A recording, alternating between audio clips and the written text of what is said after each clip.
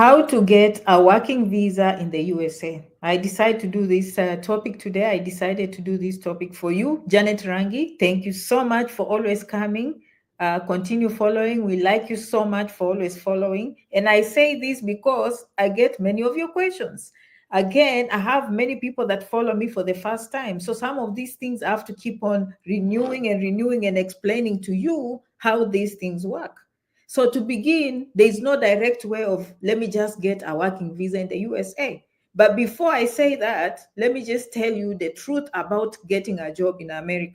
And I've done videos, many of you know, for many years. There are many, many beneficiaries of Janet Rangi right now as we speak at home who have benefited from her videos by getting jobs in the USA.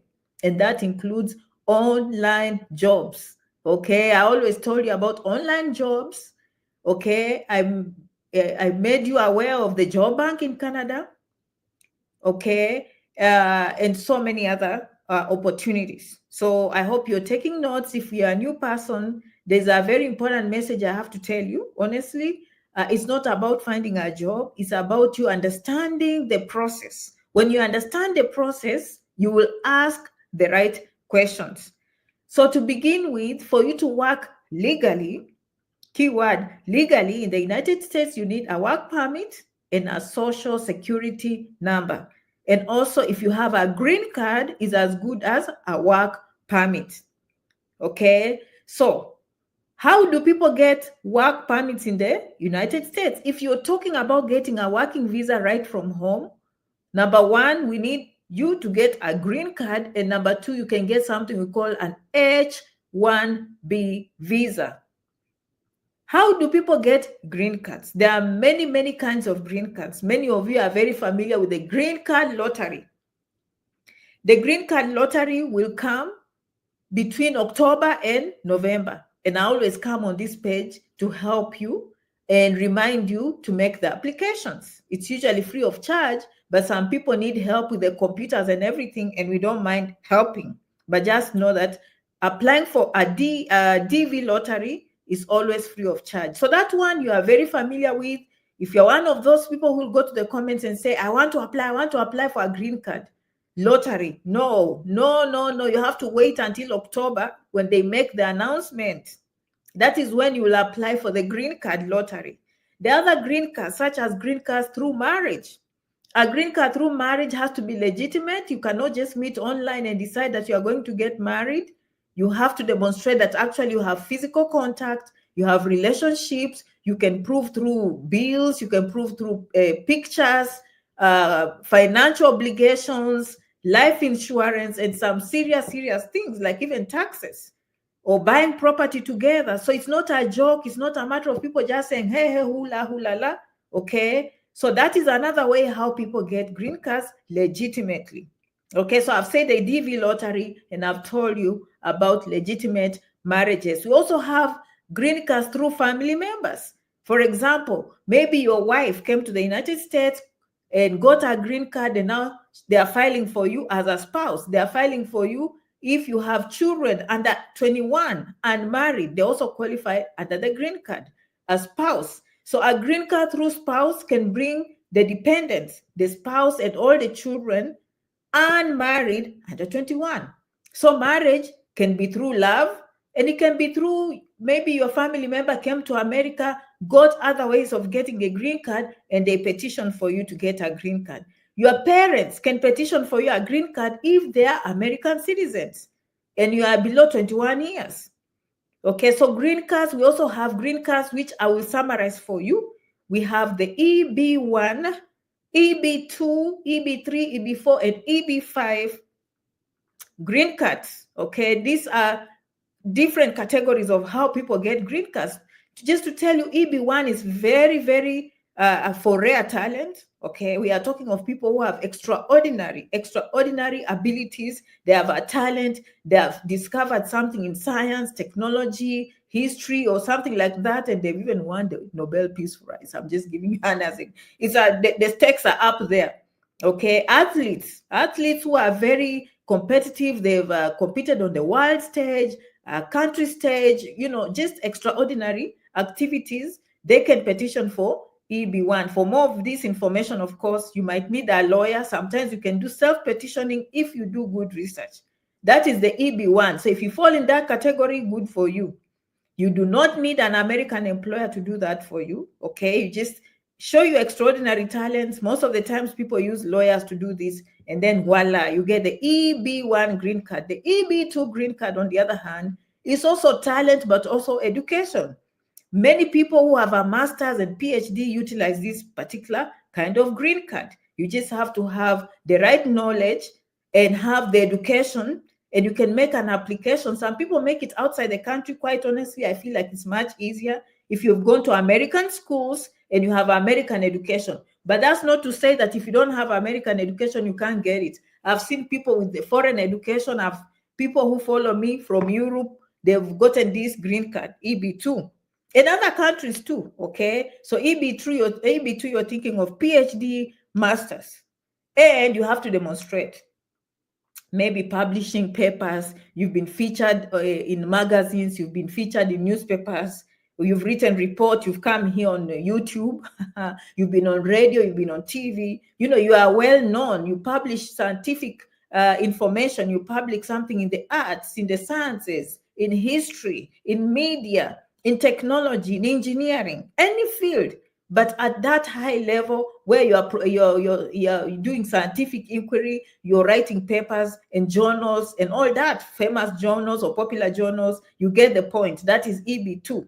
Again, you do not need to have an American employer to petition the EB2. Who uses EB2 mostly? People who come to America and go to school, okay, for higher education, masters and PhDs. They can petition for the EB2.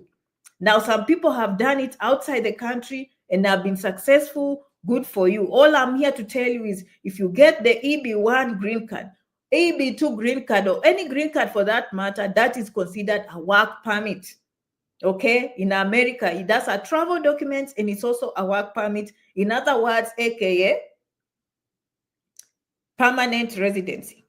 That is what we call the green card. We have the EB3. The EB3 is interesting. We have one for skilled workers and unskilled workers. For skilled workers, we are talking about you having a higher diploma, 3 to 4 years of education. You have a bachelor's degree, okay, in any field. Can I just be careful?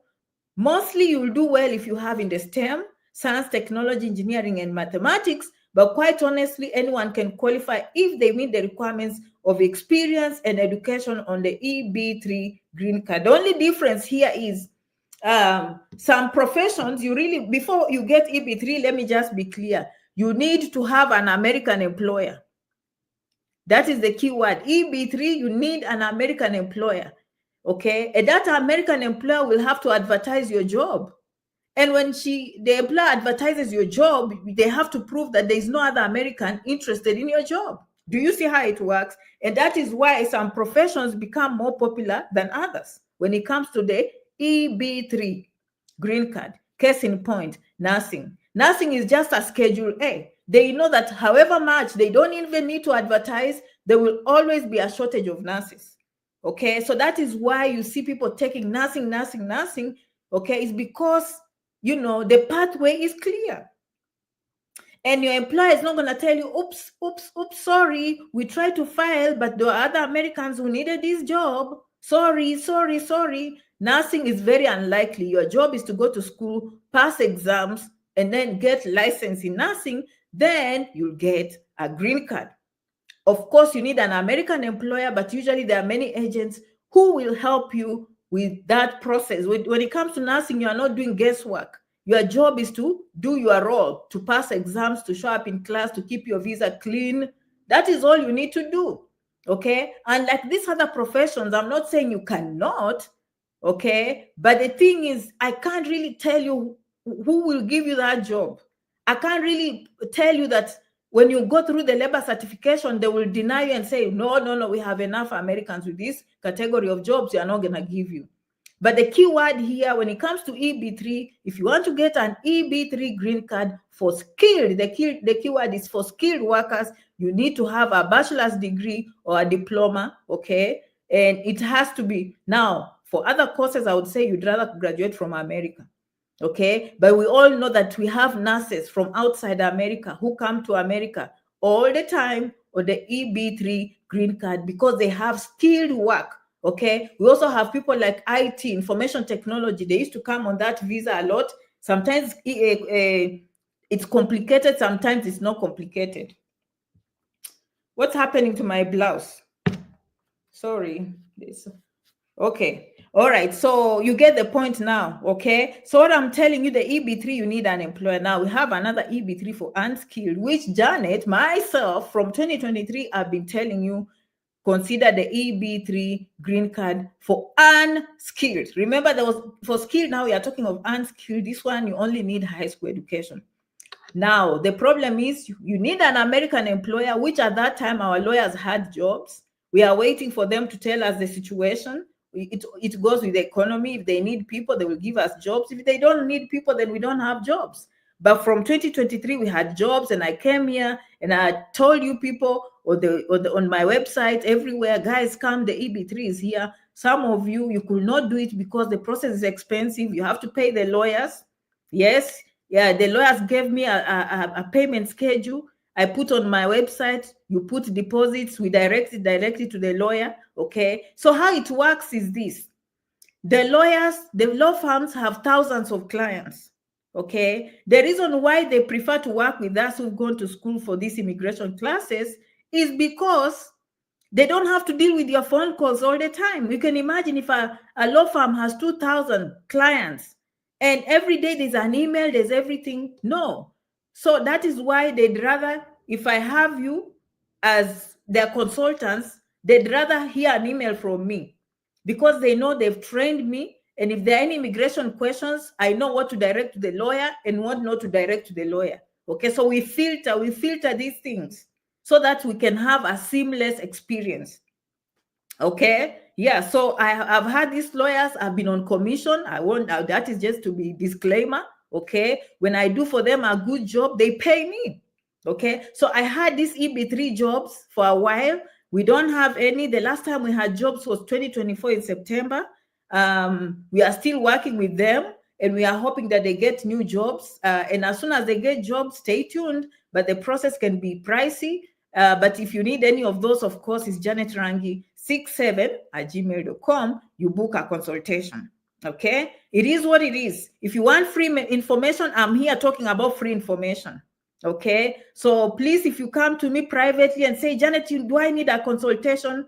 Do you go to work for free? I'm just telling you, those days are gone. And I'm so glad that I respected myself and started putting a consultation. You need my time, you pay. Otherwise, please take your time. Watch Janet's video. Like now, I've just talked to you. Different kinds of green cards. And I'll continue doing more videos. You can't ask all the energy from a human being. That's not how it works. Okay, my sunshine people, I love you, I love you, I love you. Start embracing business mindset. Start embracing knowledge-based businesses. They are very good. Okay, you just have, if you can, then do it for free. I mean, do it yourself. Okay, just do it yourself. That way we are in good books. Okay, unless you are one of those people who doesn't need a job and you're always volunteering, and you have no bills to pay. No, some of us, we need our time for our families, for our jobs, for everything. So please, when you see us here doing videos, do not think that life is about free things. How much can you suck from someone? Let me tell you a secret. If you want to stay online, I don't know if some of you want to do some of these things that we do online for a long time. Okay. Don't look at money, look at the service you provide. Okay. But spend time enough to become someone of value. But once you become someone of value, respect yourself and charge people for your service. You will never regret. Otherwise, people will take you for granted. They'll come listen, steal your knowledge, and then go somewhere else and pay. Guess what? You'll end up a very, very bitter person. And so I'm very proud of myself. At first, I was building my name and I used to get 100,000 of calls left and right. Then I realized, no, I'm a person of value. And so I had to put brakes on that. How? By charging people. I started charging them like $30 for my consultations. Still, it was not working. I never took any of that money because it was still many people just paying, and I can't catch up. And then I went to $99 and things went down. It cooled off. It means that was my value. You understand? Because you can say, let me do it $30. You'll find like per day you have 50 people booking. Are you going to manage in 24 hours? So that is how you know in business, they taught you, some of you who did business, there's something we call, what do we call it? When you, there's a word I wanted to say. But anyway, you get the point, okay? You get the point. So the market decides your worth. Do you understand? If you see you're charging very low and you have 50 people pouring in, you are not charging enough. You will end up with poor service. So you just have to get that right comfort place for you, okay? So do not frown on knowledge-based things, because people coming here is like you going on Facebook and complaining. This Facebook, they need to do something. How much are you paying Facebook? How much are you paying Facebook? Have you guys ever thought like that? Okay, how much are you paying these social media platforms like YouTube? Nothing. And you know, the rich, have been close to these rich people. They laugh. They laugh at people who talk like that. Okay, they are like, she's complaining and she has free videos on Facebook. She's complaining. So start thinking like that. Okay, if you have bills to pay, either go and take information yourself, like Janet is doing. Go and deduct yourself. Even you'll hear other people saying, don't pay anyone. Don't pay anyone. No one will tell you to pay anything. No one will tell you. But if you come to us, our time is important. Otherwise, you go and do something for free. Okay, I just had to tell my sunshine people. So I'm very proud of myself. That's why you see Janet staying longer online, because you know what, I have nothing to regret. First of all, I built my name. Then number two, I became a person of service. So if you don't want to pay, you don't want to pay, but go and do your own research. But you come to me, I'll just be honest with you. No. I have a website, I have free videos. Go and watch morning through evening, and do yourself. Okay. Oh, guys, there are these jobs on Canada.ca. Who was the proponent of announcing these things? Janet. I was the ringleader of telling you the USCIS website, the job banks. So there's nothing you're hearing online that Janet has not said. Okay, Janet has told you all these free resources. But at the end of the day, you can never replace experience with resources. Okay, that is just the way it works. You cannot replace experience with what you read online. So I digress, but I just wanted to make sure that people follow me. I'm a role model in some cases, and it's good for me to teach you somehow how the world goes ahead. Okay, you have, you know, if you love money, you have to know how money works. Okay, don't ask people for free service. Okay, don't do that, because even you have to pay for your bills. Or maybe you are Mother Teresa. Are you Mother Teresa? Some of you, are you Mother Teresa? Do you have a job in the bank? Do you teach? Or you do it for free? Okay, so that is the mindset I want you to get. Me, at least I refused. I'm just being honest with you. I refused. I did my part for many years. And then once I built my name, I said, you either come to me, compensate for me my time, or no. Or no, there is what it is. I love you. Have you ever seen someone who is very open like Janet? Yes.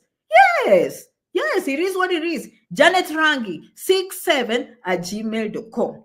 Okay, no freeloaders. I respect myself, and I want to stay online for a long time, for generations to come. That is why you see people coming online and then they give up. Let me be honest. After a while, people are pretending, oh, don't charge. But in the back, they will be laughing at you. They will laugh at you. They will laugh. You have no respect by not respecting yourself and asking for money. I'm telling you the truth. If you're one of those people who is giving a lot of knowledge and you are shy, talk to Janet. Okay, build your name first, because people can tell if you're just in there for money or if you're in there to sell yourself. Okay, me, I'm not shy. Now, I'd rather take care of myself, make my nails, wash my hair, but you're not finding me doing free things. But free videos, yes, by all means. Go to Job Bank, go to USCIS, do whatever it takes. I'm here teaching you, okay? The EB3 green card, I've just told you there's one for skilled, which you need education, and unskilled, which I'm working with a lawyer. We don't have any jobs yet. And that is why I went into this information of payments. It's kind of pricey, but some people invested in that and it's working very well. Okay, it's working very well, a little bit slower than we thought, but the results are good. We've not seen any denial so far. Okay, so that is EB3 for skilled and unskilled. Again, if you come to consultation, we always keep your emails. Then when the lawyer comes or the recruiter comes with those jobs, we always do send the people that came to us first before I come and do a video. But stay tuned, I'll come and do a video for you. Okay, when the EB3 green card jobs come, those ones is only high school and they can train you on the job. And usually they have things like fast food restaurant jobs, they have factory workers, they have drivers, delivery workers, and so on and so forth. There are minimum wage jobs, but guess what? The big thing here is the green card. You have to look at the big picture for you and your family. Okay, am I clear? So we've covered the EB1, the EB2, the EB3 for skilled and unskilled. The fourth one is EB4, mostly is for religious workers. But those ones usually are people who've come from home on R1 visa and they've been invited by a church, a non-profit who is sponsoring them. So who is this non-profit? Let's say you come from the Seventh-day Adventist Church. You have to be a member of the Seventh-day Adventist Church for at least those 3 years. And then you get that R1 in the embassy when you come here, and the church is willing to petition for you a green card, they can do that. You can't just come from nowhere and expect them to petition for you R1 or those EB4. But just know the EB4 is there for religious workers, okay? Then in EB5 is for investors. But the new president has announced another one called the gold card. You see how we say green card?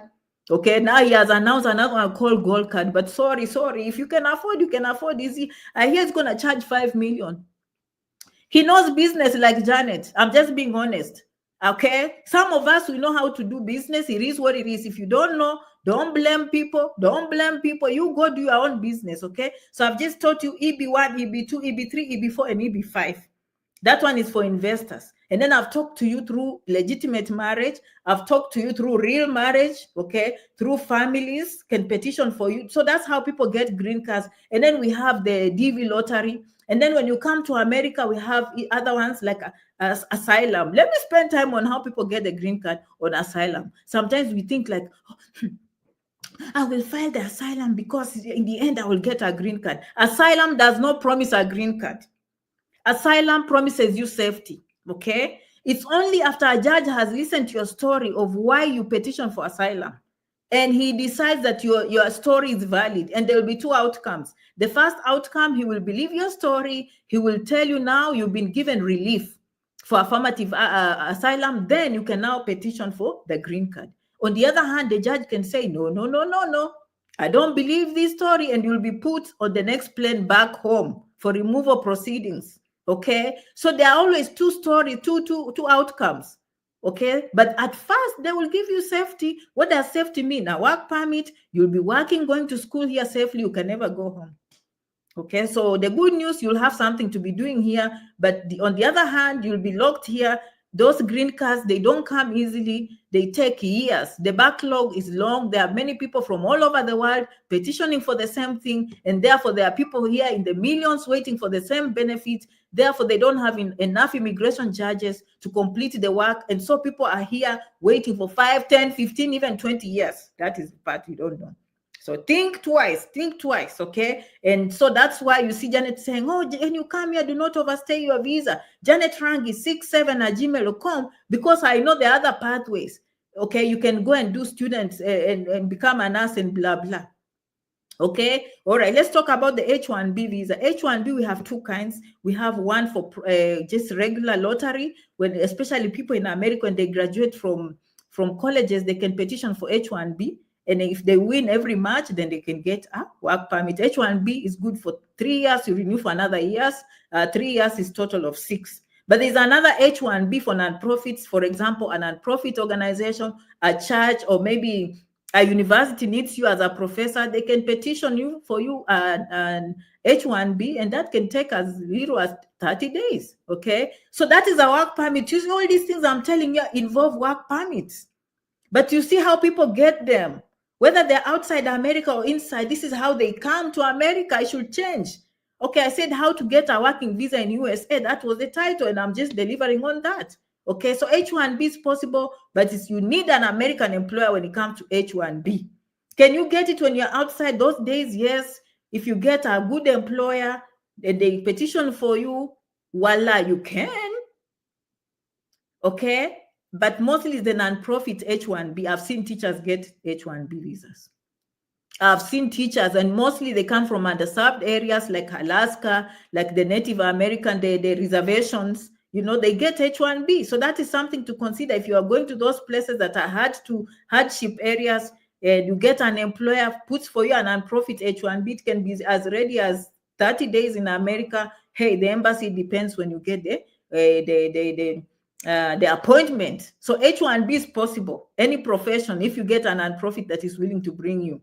Okay. All right.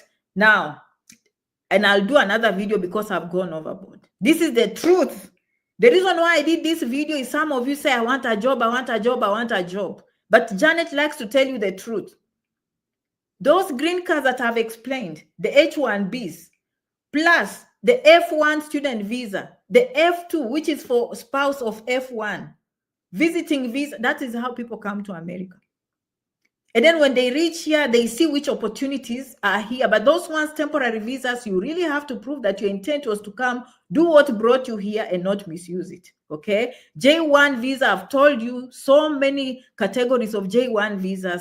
They've become very popular, especially among agriculture students, people in agricultural careers, okay, whether they are working with turf, whether they are working with beekeeping, winemaking, dairy, what else? Talk of agriculture, horticulture, and all those fields. Okay, we are talking of a hospitality industry, okay, catering and all that. Those are common too. But that does not mean that you can't get other J1 visas. We have like au pair coming to help the people who are old in homes. We have au pair for children. Okay, that is J1 visa. We have people called camp counselors, especially during the summer or during the winter months. They can go to skiing clubs and help with that. Camp counselor, those are keywords.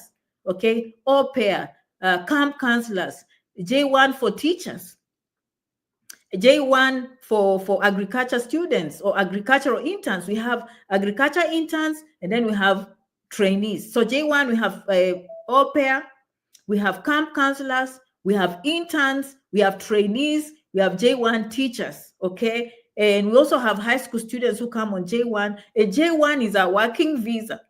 Okay, it's a working visa, but most of the countries, they'll put a restriction and tell you at the end of your job, you need to go back home. Okay, but if you don't want to go back home and you change your mind, they have a process called a waiver. We have lawyers that help our people if they change their mind. Again, Janet Rangi, 67@gmail.com. If you're one of those people who comes on a J1 visa and you are not able, you don't want to go back home, we can take you to the lawyer to help you with the waiving, meaning they remove those conditions that you can stay longer. I've seen people on J1 visas who have successfully changed from J1 to student visas, and they are now in nursing school and eventually a green card. So you see, you really have to understand how to come. It's not just, Janet, can you write me a letter and then I find a job? No, you have to be more sophisticated than that. I'm just being honest. I'm not going to keep this video going too long. Okay, student visas, F1 visas, F2 visas, J1, J2 is the spouse of J1. Those ones also have a work permit if they come here. You see how complicated this is. Very, very extensive. I would recommend you take a piece of paper and pen and start writing notes. That means you play this video about 5 times. If this is the first time you're following Janet or coming to see Janet, subscribe, follow. We love you so much. Merci beaucoup. Asanteni sana. Muchas gracias. Okay, I will see you in the next video. Okay, thank you guys. I'm checking out. I will see you next time.